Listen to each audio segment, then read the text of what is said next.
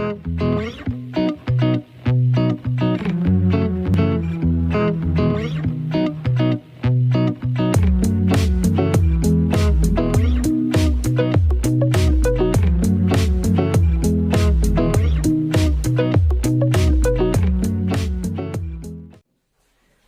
hermanos, buenos días.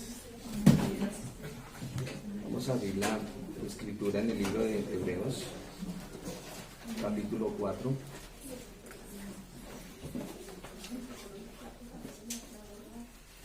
Vamos a iniciar nuestro estudio en esta mañana.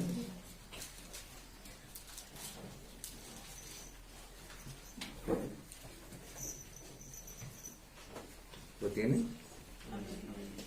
Hay sentaditos para que no se me incomoden.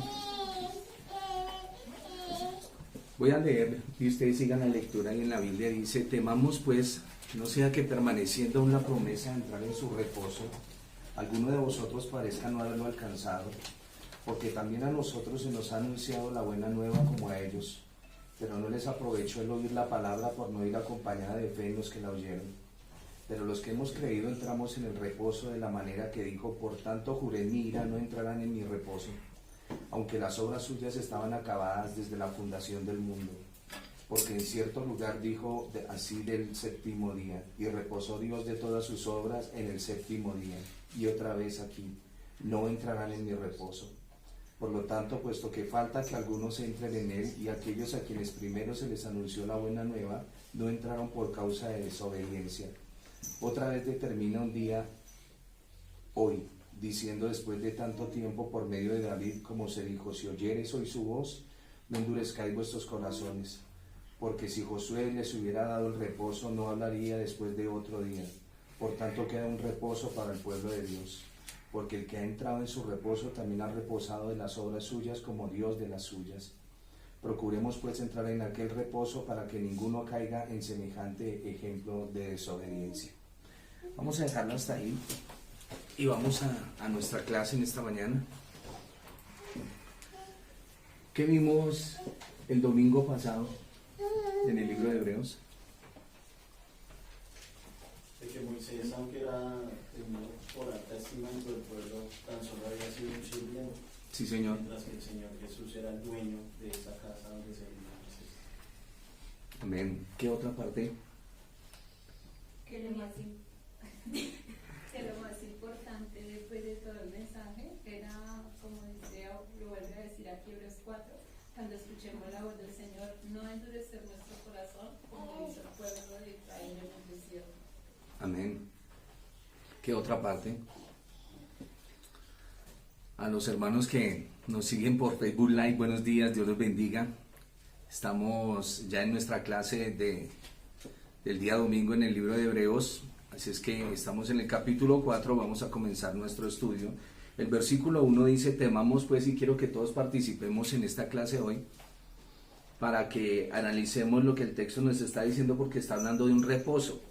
La iglesia del desierto bajo Moisés tenían suficiente fe para aceptar lo que Dios había dicho, pero dice la escritura que, miren, dice el texto, arranca diciendo: temamos pues, no sea que permaneciendo en la promesa de entrar en su reposo, alguno de vosotros parezca no haberlo alcanzado. Y comienza nuestro texto hablando del reposo que debemos tener en Dios, porque también a nosotros se nos ha anunciado la buena nueva. Claro, al estar estudiando ahorita esto del reposo, estaba confrontado ahí, escuchando a la iglesia cantarle al Señor y Señor, el reposo que tú dices en la palabra, porque estamos en una situación un poco complicada, ¿no? Pero es aprender a vivir en el reposo del Señor todos los días, y eso es lo que tenemos que ver. Dice: porque también a nosotros se nos ha anunciado la buena nueva como a ellos, pero no les aprovechó el oír la palabra por no ir acompañada de fe en los que lo oyeron. La gente en el desierto tenía fe porque el Señor se les manifestó, pero ellos no quisieron tener un diálogo directo con el Señor, y por eso fue que tuvieron los problemas. Les leo lo que tengo acá. Mi hermano, sí tengo una pregunta antes. ¿Por qué termina, o sea, no termina? Porque el apóstol viene hablando de la incredulidad. Incluso aquí hacen remarque: nosotros sí creemos, pero ellos no. Entonces mi pregunta es, ¿la fe que se nos dice en qué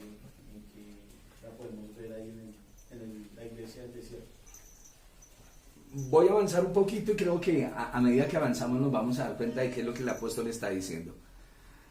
Y si no llegamos al punto, entonces vuelve y me reitera la pregunta para mirarla. La iglesia en el desierto bajo Moisés tenía suficiente fe para aceptar el cordero de la Pascua, porque el Señor les dijo: sacrifiquen el animal, pinten los dinteles, porque el ángel de la muerte va a pasar esta noche.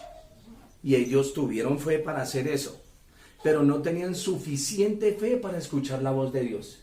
Se acomodaron a escuchar lo que el hombre decía y le dijeron a Moisés: Moisés, habla tú con Dios y nosotros no hablaremos con él, sino que más bien su merced habla con él y nos comunica lo que Dios quiere. O sea, se separaron del Señor, y al separarse del Señor, eso viene a llamarse incredulidad. Pero no estamos hablando de una incredulidad de un pueblo que se perdió, sino de un pueblo que no alcanzó la promesa. Y ya vamos a seguir mirando. Tuvieron fe para aceptar el cordero de la Pascua, pero no tenían suficiente fe para escuchar la voz de Dios en el Sinaí, que eso es lo que se conoce como Pentecostés, que es los 50 días después, y para entrar a la tierra prometida. Se trata de verdaderos creyentes que mueren en el desierto sin recibir la promesa. El Señor llama al pueblo y les dice: les voy a dar una tierra que fluye leche y miel, y allá será la tierra prometida, la tierra del descanso, la tierra donde ustedes van a disfrutar de lo que yo tengo para ustedes. Recuerden que la primera generación no entró. ¿Y por qué no pudo entrar? Por la dureza de corazón. Les decía, verdaderos creyentes que mueren en el desierto sin recibir la promesa, y el problema es la fe insuficiente. El autor de Hebreos usa el ejemplo de Israel como una exhortación y advertencia a los seguidores de la época del primer siglo, porque estaban teniendo la idea de abandonar la fe debido a la persecución. ¿Me estoy comunicando? Ellos, estos hebreos que han conocido del Señor, que vienen caminando con el Señor, están teniendo tanta lucha y tanta dificultad que ellos dicen como que mejor nos regresamos y ya no seguimos con el Mesías, porque el judaísmo viene encima de nosotros, tenemos problemas, tenemos dificultades, y el autor de Hebreos está encarecidamente escribiéndoles y les dice: tengan temor, no se devuelvan, porque si se devuelven van a tener consecuencias. Por eso en el versículo 1 les dice: temamos pues, no sea que permaneciendo aún la promesa de entrar en su reposo, alguno de ustedes parezca no haberlo alcanzado.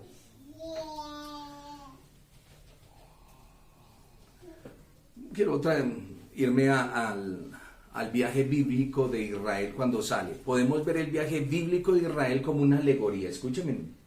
Podemos ver el viaje de Israel saliendo, ya lo vimos en Éxodo, ¿cierto? Saliendo, y es como una alegoría, y sin embargo malinterpretar el simbolismo. Las alegorías son para analizarlas, pero debemos interpretar bien la simbología de lo que estamos hablando. Hay dos niveles de significado en esta alegoría, uno personal y el otro corporativo. El Señor habló a cada israelita personalmente, pero también habló al colectivo, lo que se denomina la iglesia del desierto. En la aplicación personal, Egipto representa el pecado que nos mantiene cautivos. Egipto representa el pecado que nos mantiene cautivos. Romanos 6:20. Por favor, alguien que me colabore. Hoy voy a estar tocando ciertos aspectos sobre la Pascua. Recuerden que la Pascua es el sacrificio del cordero y pintar el dintel de la puerta con sangre. Y después de pasados 50 días ellos llegan a Sinaí. Eso es lo que se conoce como Pentecostés, la fiesta del Shavuot. Ellos están en Sinaí.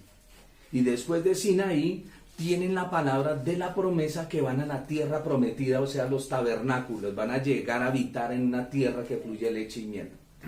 Decíamos que ese es el caminar del creyente, esa es la vida de nosotros. Aceptamos al Señor Jesús y hemos sido lavados en su preciosa sangre. Pero de aquí para allá viene una formación, un crecimiento, un estabilizar la vida en el Señor. Y aquí es donde vamos a comenzar a ver lo que es el reposo. ¿Qué dice Romanos 6:20? Porque estamos hablando de lo representativo del pecado. porque cuando erais esclavos del pecado, erais libres acerca de la justicia. Entonces, Egipto representa el pecado que nos mantiene cautivos. El apóstol Pablo está diciendo que nosotros éramos esclavos del pecado. El pecado se personifica como un capataz de Egipto. ¿Recuerdan los capataces de Egipto, no? Eso lo estudiamos. Y cómo nos hacían con dureza servirles. La tierra prometida para ellos era llegar a Canaán y tomar el lugar que les habían designado. A ver, Moisés dijo, geográficamente a usted le corresponde esta tierra, a usted le corresponde esta, a usted esta, pero ustedes tienen que entrar a batallar, a ganársela. A usted no se la van a dar de gratis. Y lo mismo sucede en esa alegoría en nuestra propia vida. Vamos un poquito más para allá. La tierra prometida no es el cielo. El reposo no es el cielo. El reposo son las promesas de Dios. Lo que Dios nos ha prometido. Ese es el reposo. Dios nos las ha dado desde el principio. Es la experiencia de la vida eterna. Quiero que vayamos a Juan capítulo 5, versos 28 y 29.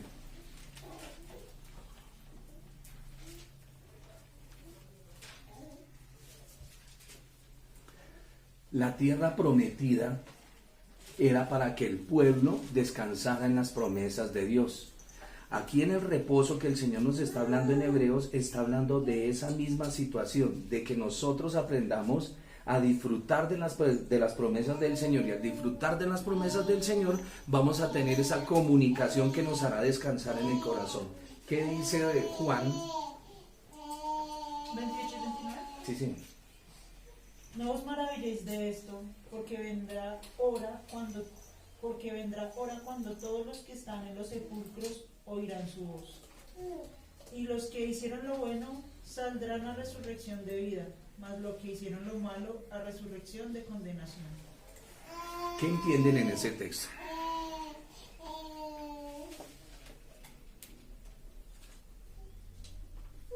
Que cuando sea, digamos, proclamado el Evangelio, los que oyen podrán tener vida en el Señor, y los que no, pues seguirán por la vida como si nada, sin mortandad, sin oír a las promesas, sin poder reposar, ni tener esa tranquilidad. O sea que la persona que escucha el mensaje, ¿qué le sucede? Resucita. Resucita para vida. Ya tiene la resurrección, pero tiene que caminar en ella. ¿Y cómo camina en ella? Tomando las promesas del Señor. Descuidar las promesas es no entrar en el reposo. Descuidar las promesas de Dios es no entrar en el reposo.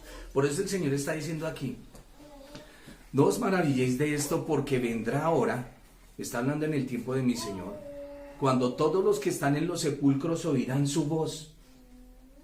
Los sepulcros en la mortandad donde están caminando. Este texto a veces lo mandan hacia el final, pero el Señor está hablando es en el contexto inmediato. Y los que hicieron lo bueno saldrán a resurrección de vida. ¿Qué es hacer lo bueno? Escuchar la palabra, obedecerla. Por eso el Señor llamaba sepulcros a los fariseos, porque Sí, eran sí. personas que no atendían la voz de Dios. Y no tenían vida. Muertos en delitos y pecados. Sí, Señor. Y los que hicieron lo bueno saldrán a resurrección de vida, mas los que hicieron lo malo a resurrección de condenación. O sea que la palabra del Señor llega, y cuando la palabra del Señor viene da vida y despierta a unos para vida eterna y a otros para su juicio, para su condenación. ¿Alguna pregunta ahí en el texto? Esa es la experiencia de la vida eterna en el reposo. Si no me entiende algo, por favor lo pregunta y nos detenemos ahí. El hecho de que algunos recibirán vida en el momento, cuando reciben la palabra, también habrán otros que van a recibir el juicio automáticamente. Hemos dicho, la persona aquí en la tierra que no acepta al Señor, que no escucha su mensaje, ya está condenada. Ya se condenó. No necesita esperar a que le den un dictamen, porque el dictamen es de vida ya. Por eso dice, si oyeres hoy su voz, no endurezcáis vuestros corazones.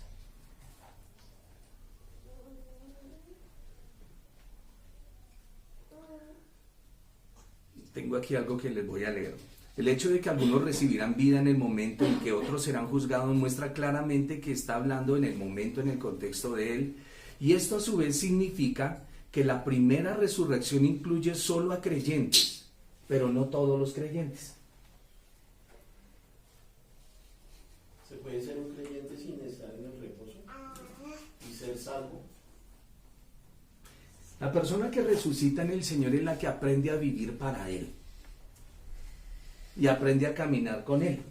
Hay personas que vienen a la iglesia y que buscan en sus congregaciones el oír una palabra, el estar tranquilos por un momento. Esas personas todavía no están disfrutando de la vida eterna, de la resurrección con el Señor. No sé si me está explicando en el punto. Porque es que cuando habla del reposo, el reposo es descansar en la promesa que el Señor nos ha entregado. No te dejaré ni te desampararé. Y hay personas que todavía caminan en la iglesia en la inseguridad y en la incertidumbre. Y el llamado del apóstol es a que nosotros entremos realmente a experimentar esa comunión que es la vida eterna con el Señor. ¿Cuál es la vida eterna? Que te conozcan a ti, el único Dios verdadero. Por eso en la congregación tenemos gente que no ha resucitado, Señor. O sea que sería falta de fe, de pronto, para vivir por fe. Bueno, ¿cómo denominamos la falta de fe? ¿Cómo has negado la comunión? O sea, la comunión diaria es la que me lleva al verdadero reposo. Si Sí, yo no Señor. tengo comunión con el Señor, pues no voy a adquirir eso que me muestra la palabra. Amén. ¿Y cómo viene la fe? Por el oír la palabra. Por el oír la palabra. Es por esa comunión que yo mantengo a diario con el Señor que comienzo a disfrutar lo que el Señor quiere que ya disfrute. Hay un temor de la muerte, pero no puede ser un terror. ¿Sí lo saben o no? ¿O usted le tiene miedo a la muerte? Hay un temor de ser desnudados, dice la Escritura, pero usted ya sabe para dónde usted va. ¿O usted cree que usted se va a quemar en el infierno? No, porque hay una seguridad del Espíritu del Señor en la vida de nosotros. Y eso es importante tenerlo. Ese es el verdadero objetivo de la vida cristiana, es que el cielo o la comunión con Dios llegue a mi corazón y que yo pueda caminar tranquilamente por la vida con mi Dios. No andar preocupado, no andar angustiado. Obvio que viene la preocupación del día a día, pero no en esa preocupación de que yo no voy a heredar las promesas, de que yo no sé si algún día mi familia va a ser salva, porque es que fiel es el que lo promete. Fiel es el que lo promete. Así es que usted va por la vida confiado y va llevando el mensaje, sabiendo que toda su familia va a llegar, pero tenemos que aprender a disfrutar la comunión con el Señor. Mi hermano, una pregunta, perdón. Cuando el Señor Jesucristo le dice a los discípulos que salieron de nosotros, pero no eran de nosotros, ¿se puede decir que esos prácticamente fueron los que conocieron y para una condenación? ¿O? Me mandó a otro lado mi hermana. Es que yo también tengo la duda, pastor, porque ellos llegan al monte Sinaí, pero le dicen a Moisés, no queremos esa comunión, que es lo que veíamos en Éxodo, ¿sí? Resulta que por su desobediencia no entran a ese reposo, esa promesa, esa tierra, sino su descendencia y Josué y Caleb. Sí, ¿sí? sí. Incluso permiten que Moisés no entre por lo que lo llevan a acontecer. Pero, ¿cómo digamos decir que sí pueden ser salvos o no pueden ser salvos? Porque rechazaron en cierta manera esa comunión con Dios. O sea, es como las personas que dicen, voy a la iglesia y escucho, pero no tengo la comunión con Dios, sino escucho que me hablen de Dios, ¿no? Pero, ¿cómo decir si no tienen esa comunión? La salvación es por gracia. Todo hombre y toda mujer va a ser salvo por gracia. Y gracia es un favor. Gracia es una ayuda. Cada vez que usted hable de la palabra gracia, me está hablando de una ayuda y de un favor que le están haciendo. Nadie entra al reino por las obras del hombre. Por eso aquí está hablando del reposo y cómo el Señor descansó. Ya vamos a profundizar un poquitico más en eso. El hombre nunca se salvará por obras, pero Hay unas obras incluidas para la vida del creyente donde él va a disfrutar de su comunión con Dios, donde su caminar con el Señor no va a ser carga, no va a ser gravoso. Cuando es gravoso, cuando el Señor te envía una enfermedad, envía una situación difícil, cuando el Señor envía ciertas cosas, la gente tiende a amargarse. Y esa amargura no proviene de una persona que está caminando con el Señor, sino que sabe. Por eso hablamos de cuando entramos al desierto y vemos las aguas amargas de Mara. ¿Cuál va a ser nuestra reacción frente a esas cosas amargas que nos esperan en la vida?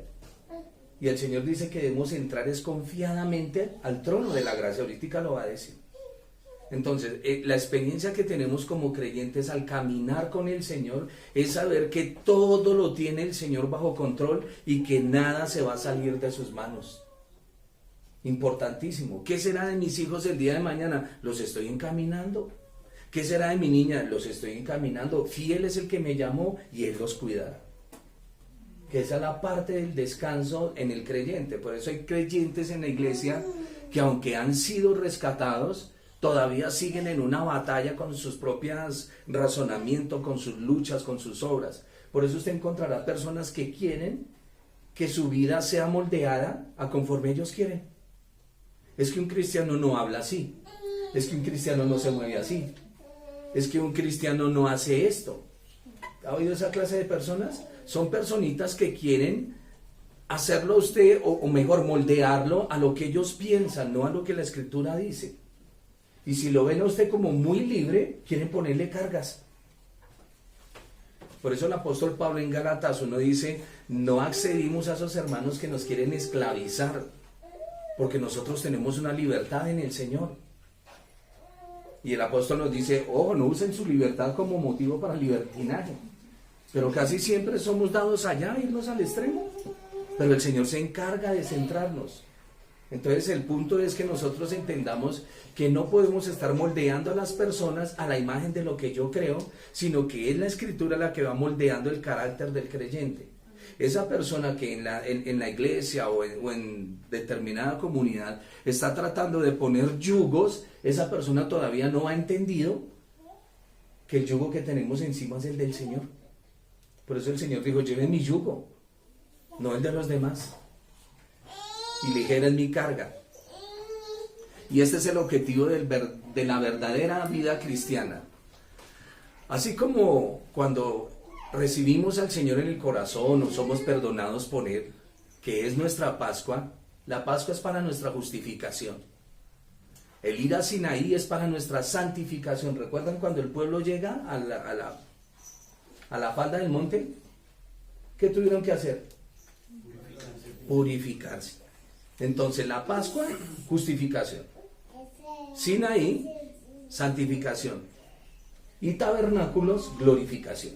O sea que el pueblo no heredó esa promesa porque siempre estuvieron luchando contra su razonamiento de estar creyendo que en Egipto estaban mejor, que ¿por qué nos trajiste a estos? O sea, fue siempre la lucha contra su razonamiento más que vivir descansados en la promesa. Amén. Y por eso faltó la fe. Pero no pudiera ser, mi hermano, que el hecho de no poder entrar a la tierra prometida fuera, como su merced lo decía, una alegoría de aquellos que no van a heredar no tanto la salvación, sino las promesas del reino y poder vivir en el reino aquí en la tierra. Amén, eso es lo que está diciendo aquí el apóstol en el capítulo O 4. sea, no una condenación, no que se van a ir al infierno, sino que pasan por la vida, pero nunca disfrutaron el reino de Dios, no pudieron hacer nada dentro del reino por vendar con esa zozobra y viviendo así en incredulidad. Decíamos en la clase pasada de cómo el hermano mayor que queda en la casa le dice al padre, ¿por qué no me has dado un corderito para hacer una fiesta? Y él le dice, ¿usted no tiene todo a su disposición? ¿Qué le pasó? ¿Por qué está peleando conmigo si todo lo tiene en la casa para que lo disfrute? Y ese es el asunto cuando nosotros nos metemos en pensamientos y comenzamos a luchar y a divagar en nuestro propio corazón, porque nosotros divagamos en nuestro pensamiento, en nuestro corazón, y por eso es que no es tan certera la fe muchas veces en nuestras vidas, porque la fe me tiene que llevar es al descanso. El día de reposo, el día de hoy me habla de un descanso, y este descanso me habla de ¿qué? De una comunión con Dios. Y este descanso me recuerda que un día Dios hizo sus obras y en el séptimo día reposó. Y es lo que ahorita el autor nos va a decir. Miremos por favor Tesalonicenses, primero a los Tesalonicenses 5:23.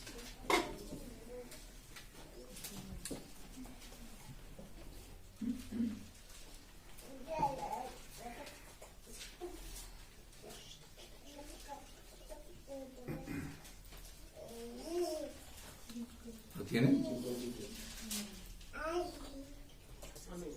Y el mismo Dios de paz os santifique por completo, y todo vuestro ser, espíritu, alma y cuerpo, sea guardado irreprensible para la venida de nuestro Señor Jesucristo. ¿Vieron ahí qué es lo que está tocando el apóstol? Que es todo. Pero, ¿qué ves más allá? La santificación o sea, no es algo de obras externas, sino que es algo interno del creyente, cada uno, del cuerpo. Sí. Es la vida que el Señor entrega. Es la vida que el Señor, por simple lógica y naturaleza, a ver, hay una ilustración de que nosotros tenemos que ser como la Virgen María cuando el Espíritu Santo visita a María. Cristo comienza a ser engendrado en ella. Y al ser engendrado Cristo en ella, pues de lógica que el bebé va a comenzar a crecer dentro de ella. Y es la misma ilustración de lo que el apóstol está diciendo. Si el Señor, la vida del Señor está en usted, es de lógica que usted va a crecer. Y el mismo Dios de paz les va a santificar todo su ser, su espíritu, alma, cuerpo, que va a ser guardado irreprensible para el momento de la comunión con Él, para la venida de nuestro Señor Jesucristo. Miremos aquí Hebreos. Dice porque, en el versículo 2 del capítulo 4 donde estamos, porque también a nosotros se nos ha anunciado la buena nueva. ¿Cuál es la buena nueva? La salvación del Señor Jesús. Que hay promesa de reposo en él. La promesa del reposo, la buena nueva. A ellos se les dijo, en el desierto va a haber un reposo, va a haber un descanso. Y así se lo está diciendo aquí a los hebreos y nos lo está diciendo a nosotros. Porque también a nosotros se nos ha anunciado la buena nueva como a ellos, pero no les aprovechó oír la palabra por no ir acompañada de fe en los que la oyeron. Pero los que hemos creído entramos en el reposo. De manera que dijo, por tanto juré en mi ira, no entrarán en mi reposo, aunque las obras suyas estaban acabadas desde la fundación del mundo. O sea, el Señor dijo, la salvación del hombre está establecida porque yo ya la establecí. Y el hombre va a tener reposo y va a tener descanso. Por eso les voy a dejar un día como señal, el día de reposo. Y es importante entender esto. Las buenas nuevas que escucharon los israelitas fue la promesa de entrar en su descanso, la tierra prometida. La buena noticia que se nos proclama a nosotros es esa, que entremos a tener comunión. El descanso al que debemos ingresar es la comunión con el Señor. La idea es que ya no hay lugar para las obras como base para nuestra propia justificación. Lo repito. La idea es que ya no hay lugar para las obras. No hay lugar para las obras como base para nuestra justificación, porque el Señor ya lo ha hecho todo. ¿Tiene inseguridad de su salvación? No ha caminado por el favor que el Señor le está dando, no ha caminado por esa senda de la gracia. Hermano, pero en el texto anterior cuando vemos que el Señor dice que si andamos en comunión con Él y andamos con Él, Él va a cambiar nuestro cuerpo y nuestro caminar, ¿no? Entonces si andamos con Él, al final de la venida ya vamos a estar preparados, no es que no sea por las horas, sino en el caminar, Él va a ayudarnos a cambiar las obras. Sí, Señor, así es, así es. Vamos a mirar aquí el... Es que una pregunta Señor. el tema del reposo, ¿no? Porque pues el reposo puede tener diferentes definiciones. Digamos, el reposo puede decir, tengo mi trabajo, mi esposa, mis hijos, tengo el reposo. No, un ejemplo, ¿sí? Y su merced dice, el verdadero reposo es el Señor en nuestra vida, ¿sí? Claro. ¿Sí? Independientemente de la circunstancia que esté atravesando en mi vida. ¿Sí? Es que las otras son como funciones externas de la vida del hombre. Un hombre puede tener trabajo y no vivir reposado, O al contrario. o viceversa. Es importante que nosotros entendamos, hay un día de reposo y hay un reposo. Aquí está hablando es del reposo. El reposo que se debe tener en el Señor cuando caminamos con Él. No angustiarnos, no preocuparnos. Echa toda ansiedad sobre mí, dice el Señor, que yo tendré cuidado de ustedes. Y eso cuesta. Créanme que eso cuesta. Y lo estoy viviendo el día de hoy. Para poder entrar a una enseñanza del reposo del Señor, cuando en mi corazón estoy un poco agitado, me cuesta. Me cuesta porque es que esto es una realidad. Y el Señor me dice, y ahí tengo la lucha. Tranquilo, tranquilo. Pero mi mente dice, batalle. Y es una lucha continua, señora. O sea, mi hermano, que cuando llegan esos momentos difíciles en la vida de uno, sea enfermedad, sea escasez, adversidad, pues lo que llegue, eso viene a ser como un medidor para uno como creyente y darse uno cuenta en verdad si uno está en el reposo del Señor. Porque pues obviamente de pronto puede haber algo de angustia o de preocupación, pero no debe llevarlo uno a un desespero, sino confiar en el Señor. Al extremo, sí, señora. Verso 4, porque en cierto lugar dijo así del séptimo día, y reposó Dios de todas sus obras en el séptimo día. Como bien intercalados los textos, hay veces perdemos la idea, y otra vez, no entrarán en mi reposo. Por lo tanto, puesto que falta que algunos entren en el reposo, y aquellos a quienes primero se les anunció la buena nueva, no entraron por causa de desobediencia. Hablando de los judíos. Fue la desobediencia, no la incredulidad. Y otra vez determina un día, hoy, diciendo después de tanto tiempo por medio de David, como se dijo, si oyeres hoy su voz, no endurezcáis vuestros corazones, porque si Josué les hubiera dado el reposo, no hablaría después de otro día. Y Josué, recuerden que el nombre Josué en la transliteración del hebreo es Joshua, como el mismo nombre del Señor Jesús, el Salvador. Es Josué quien nos ingresa a la tierra prometida, y es el Señor quien a nosotros nos hace entrar en el descanso y en el reposo. Por eso, y el autor de Hebreos siempre va a citarnos y a subrayar, puesto los ojos en Jesús, el autor y consumador de la fe. No miren otra cosa. Si usted se pone a mirar su propia vida, en este caminar con el Señor, creo que se va a frustrar mucho. Mira al Señor, y el mismo Dios de paz os santifique por completo, y todo vuestro ser, espíritu, alma y cuerpo va a ser guardado irreprensible para el día del Señor. Así es que no mire tanto sus errores, miren al Señor, porque mirando al Señor es donde puedo seguir y continúo mi camino. En el momento que me falta la fe, tengo que mirar al autor de la fe. Siempre tengo que mirarlo a Él. No siempre voy a caminar en esa base gloriosa del crecimiento. Habrán momentos de decaimiento.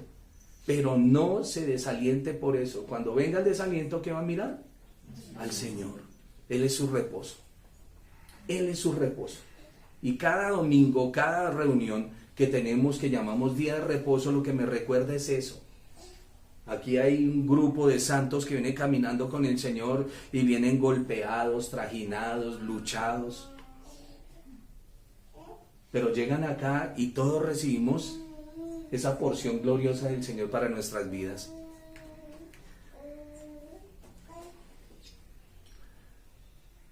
Recuerden que el Señor, cuando dice que Él reposó de sus obras, es porque todo quedó concluido. Todo está hecho en el Señor. Y aunque el Señor Jesús dice, mi Padre trabaja y yo trabajo. ¿Sí lo han leído? Juan 5:17, por favor.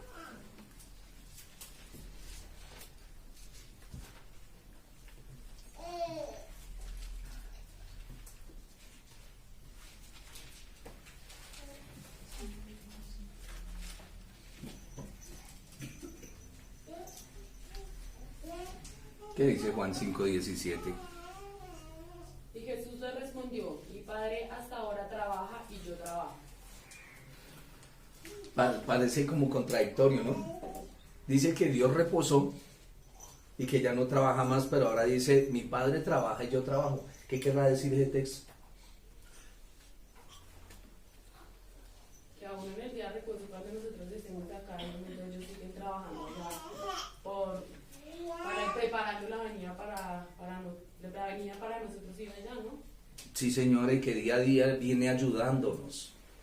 Es que nosotros no estamos muchas veces viendo la obra del Señor. Pensamos que todas mis desobediencias no están contempladas en Él. Mis rebeldías están contempladas en Él.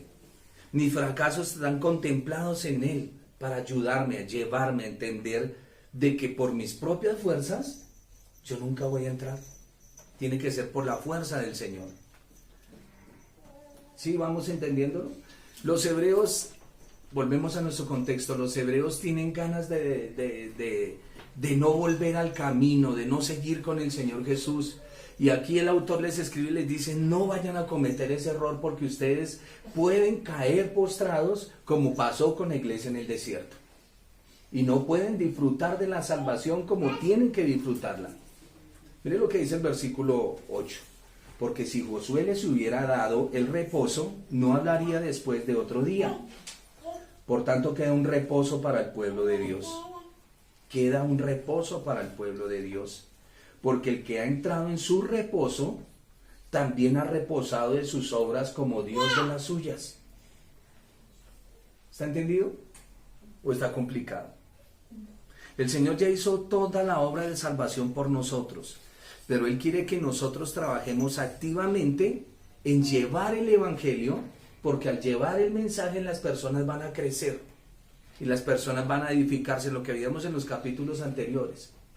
El Señor quiere que nosotros participemos en el trabajo, aunque Él ya lo hizo todo. ¿Está entendido?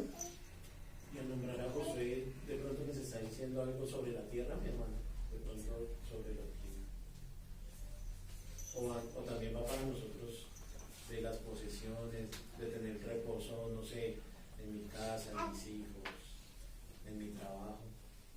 Les decía que Joshua o Yeshua, que viene a ser lo mismo, Josué prefiguraba al Mesías que les daba la tierra. Porque fue Josué el que los introdujo allá. Y es el Señor quien nos introduce al verdadero reposo, a la paz, a la comunión con Él. No podemos estar desesperados por nada. Por nada. Y debemos orarle al Señor por eso. Verso 11 dice, procuremos pues, señora. Que por nada estéis afanosos. Amén. Procuremos pues entrar en aquel reposo para que ninguno caiga en semejante ejemplo de desobediencia. El reposo está ahí. Dios no nos va a forzar a entrar en él. Es asunto suyo. A ver. Dios es nuestro sanador. Amén. Y si viene una enfermedad y usted se agobia por ella y no pone sus ojos en el Señor no lo va a obligar a usted. Siga con su lucha. Y por eso hay personas que llevan una lucha de tantos años porque no han puesto los ojos en el Señor a mirar lo que les corresponde.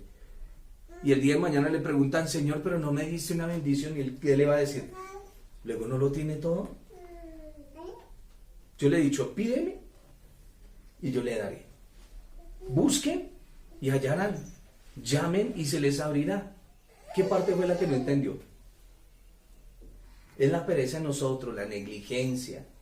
Vino alguien y me dijo, no, es que los milagros ya no existen. Bueno, para usted no existirán, para mí sí. El simple hecho de tener vida es un milagro. Para mí sí existen los milagros. Para mí Dios sigue siendo el mismo ayer, hoy y por los siglos. Dios visita a su gente, visita a su pueblo, habla con ellos, levanta enfermos, sana gente.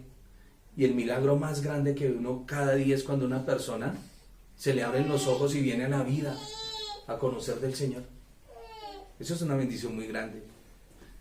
Como les digo, el reposo está ahí, pero Dios no nos forzará a entrar en él. Nosotros tenemos que entrar en aquel reposo. ¿Cómo se entra al reposo? En comunión. Creyendo, en comunión. Una frasecita, la diligencia evita la desobediencia. La diligencia evita la desobediencia. La persona no diligente es la que entra en la desobediencia. La persona que se queda quieta. Dice nuestro texto, en el versículo número 12, ya nos vamos acercando hacia el final. Recuerden que aquí el varón que escribe la carta, el apóstol, primero nos da una comparación del Señor Jesús y los ángeles. Luego nos da una comparación del Señor y Moisés. Ahora nos está dando una comparación entre Josué, la tierra prometida, y el reposo con el Señor Jesús. Y luego nos va a abordar con el sacerdocio del Señor. Dice, porque la palabra de Dios es viva y eficaz. Todos lo sabemos ese texto, ¿cierto? Y más cortante que toda espada de 2 filos. Penetra hasta partir el alma, el espíritu, las coyunturas y los tuétanos, y discierne los pensamientos y las intenciones del corazón. No hay cosa creada que no sea manifiesta en su presencia. O sea, todo lo sabe el Señor. Antes bien, todas las cosas están desnudas y abiertas a los ojos de aquel a quien tenemos que dar cuenta. Cuando leemos la palabra de Dios con un corazón y mente y espíritu abierto, dejamos que Dios penetre profundamente en nuestras vidas. Las intenciones de nuestro corazón siempre serán expuestas a la luz de la Escritura. Es raro que una persona lea la Biblia y no sea confrontada delante del Señor. Cuando leemos la Biblia somos confrontados. Vuelvo al punto, no, la Biblia no es un libro de información, sino de formación. Cada vez que yo leo un texto en la Escritura, tenemos la fea maña de que cuando leemos un texto, estoy pensando en otra persona, no estoy pensando en mí. Y tenemos esa maña. A ver, ¿usted ha visto los designios de su corazón cómo son? ¿Cómo nos torcemos de rápido cuando estamos por ahí solitos? ¿Sí se han dado cuenta de quiénes son ustedes? ¿De lo peligrosos que son? ¿O no son peligrosos? Nosotros somos muy peligrosos. Y la Escritura nos muestra quiénes somos nosotros. Por eso dice que la Escritura penetra hasta lo profundo, discierne los pensamientos. Escuche eso, discierne los pensamientos y las intenciones del corazón. No hay para nosotros esperanza aparte de entrar en el reposo de Dios. Y sigue diciendo en el versículo 14, por tanto, teniendo un gran sumo sacerdote que traspasó los cielos, Jesús el Hijo de Dios, retengamos nuestra profesión. Porque no tenemos un sumo sacerdote que no pueda compadecerse de nuestras debilidades, sino uno que fue tentado en todo, según nuestra semejanza, pero sin pecado. Acerquémonos pues confiadamente al trono de la gracia para alcanzar misericordia y hallar gracia para el oportuno socorro. ¿Qué dijimos que era gracia? Un favor, una ayuda. Siempre la palabra gracia es eso. ¿Somos salvos? Por gracia. Entonces, ¿qué estoy diciendo? Me hicieron un favor. Me hicieron un favor. No hay esperanza para nosotros aparte de entrar en el reposo de Dios. Debemos confiar en el sumo sacerdote quien Dios ha provisto para interceder por nosotros. Y nuestro sumo sacerdote a la misma vez es la palabra. Por eso está diciendo que la palabra de Dios es viva y eficaz. ¿Sí logramos? Parece como un texto ahí, después del reposo, el apóstol introducir la palabra, pero tiene sentido en lo que su merced viene diciendo del reposo, que se encuentra en las promesas del Señor. Y que de todas maneras la promesa del Señor es una persona. Y esa persona es la palabra. ¿Cómo se llama esa persona? El Señor Jesús, claro. Por eso Él dice la palabra de Dios es viva. Está diciendo, a ver, si le pongo el título, dice, porque la palabra de Dios es el Señor Jesús. Él es vivo y es eficaz, y Él es más cortante que toda espada de 2 filos. Él mira su corazón, mira sus intenciones, Él sabe qué es lo que usted piensa, Él sabe por dónde es que usted camina. Eso es lo que está diciendo el texto. Al decir eso, mi hermano, podría yo decir que, sabiendo cómo el Señor, o sea, al entender que el Señor sabe cómo soy yo, puedo estar tranquilo de que si Él me ayudó, es porque me conoce y me va a ir llevando poco a poco a través de su palabra y aprendo a descansar en él. Amén. Así es. Y el punto central, porque lo que el apóstol está trazándole aquí es el Señor Jesús. Él no dijo, la Biblia es poderosa. No. La palabra de Dios es viva, es eficaz. Es este Señor, el Señor Jesús. Y Él discierne sus pensamientos y su corazón. Y no hay cosa creada que no sea manifiesta en su presencia. Él no está tomando un texto, está tomando una persona. La palabra. Es la palabra, que es una persona en la que nos da reposo. Claro, y les está diciendo que así como, o sea, de pronto uniendo ahí los puntos, que como Josué se manifestó como un hombre, que no lo vean más, digamos, como una gran figura que introdujo al pueblo, sino que empiecen a ver al Señor como Él es el que se va a manifestar, y delante de Él no pueden decir mentiras, no puede haber engaños. Pero quería hacer una pregunta, mi hermano. ¿De dónde saca el apóstol ese gran sumo sacerdote? ¿En el Antiguo Testamento existe esa figura? Porque veo sumo sacerdote, pero gran sumo sacerdote, ¿o a qué se refiere? En clases pasadas nosotros vimos cómo el sacerdocio levítico se lo van a entregar a Aarón.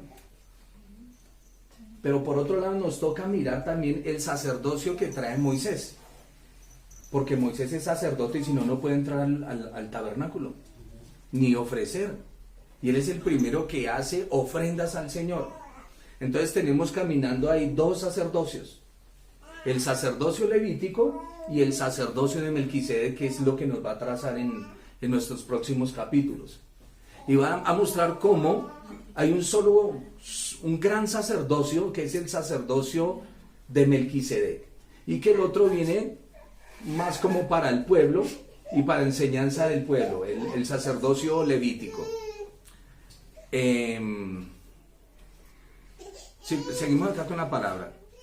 Tras la sentencia de que nada queda oculto, en el versículo 13 se nos asegura que Jesús es nuestro intercesor y abogado. Él es nuestro abogado y Él es nuestro juez.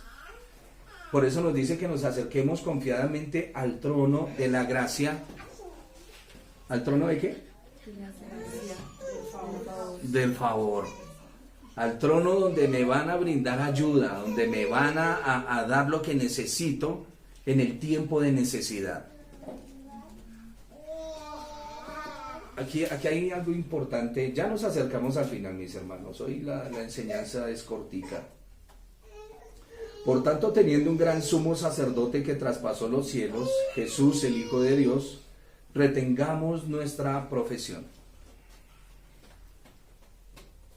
Cuando hablamos de trono, ¿de qué estamos hablando? Autoridad. Cuando hablamos en el tabernáculo del trono, ¿de qué estamos hablando? Autoridad de Dios. En el tabernáculo, ¿cuál era el trono?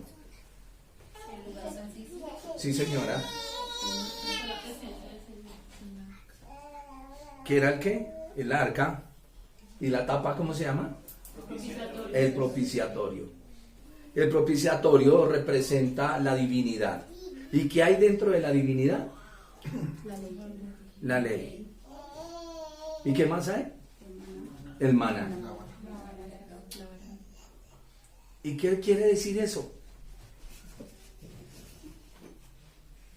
Que es el mismo Señor Jesús. Eso que está dentro del arca es el mismo Señor y ahora lo va a manifestar. Va a manifestar que Él es la resurrección porque Él es la vara de Aarón que reverdeció, resucitó. Que Él es la palabra, la ley que está ahí y que Él es el pan. Por eso dice que traspasó los cielos. Aquí donde dice que acerquémonos confiadamente al trono de la gracia. ¿Y ese trono, qué hay en ese trono? Misericordia, sí, Señor. Y la misericordia viene acompañada con el favor. La gracia, sí, Señor. No se nos olvida la palabra gracia, ¿no? Que es el favor. El favor que Dios nos ha hecho a nosotros. Entonces, cada vez que pensemos, aquí ya comienza, porque en nuestros próximos capítulos va a comenzar a mostrarnos el tabernáculo y lo que hay dentro del tabernáculo y cómo representa cada cosa a nuestro amado Señor. Y cada vez que el hombre se acercaba, entendía que había dentro del arca, había un maná. Dios es mi provisión. Hay una resurrección. Y Dios ha dado su palabra y Él nunca falla. Eso era lo que siempre tenía el sacerdote en mente. Y eso es lo que nosotros debemos tener en mente. El Señor Jesús no se puede negar a sí mismo. Él es fiel para con todos nosotros. Los nuevos creyentes con frecuencia se sorprenden al experimentar la cercanía con Dios. La Escritura dice que el que mucho se le ha perdonado, más amor muestra. La gente que muestra poco amor es porque no sienten que les han perdonado verdaderamente las fechorías que han hecho. Creemos que mi pecado no es tan grave como el de la hermana o como el del hermano. Y eso es importante que nosotros lo entendamos. Cierro con esto. Recordemos el contexto. El escritor de Hebreos confía en que ha tocado el corazón de su audiencia, que estaba contemplando la idea, esa audiencia que estaba contemplando la idea de rendirse en su andar con el Señor Jesús. En este pasaje le ha dejado claro que no se puede renunciar a Jesús y ocultárselo a Dios. La palabra de Dios ha descubierto y expuesto nuestra condición delante del Señor. ¿Entendido? ¿Quieren reposo? ¿A dónde deben ir? Al Señor. Ya tenemos que quitar esa figura que tenemos y verdaderamente entrar en una relación con Él. Claro, a medida que yo estoy leyendo la palabra y mirando la escritura, viene una fuerza. Ya el temor comienza a irse. Ya el temor comienza a desaparecer. Mientras no entro a la palabra, el temor está ahí. Y experiméntenlo en su propia vida. El perfecto amor echa fuera el temor.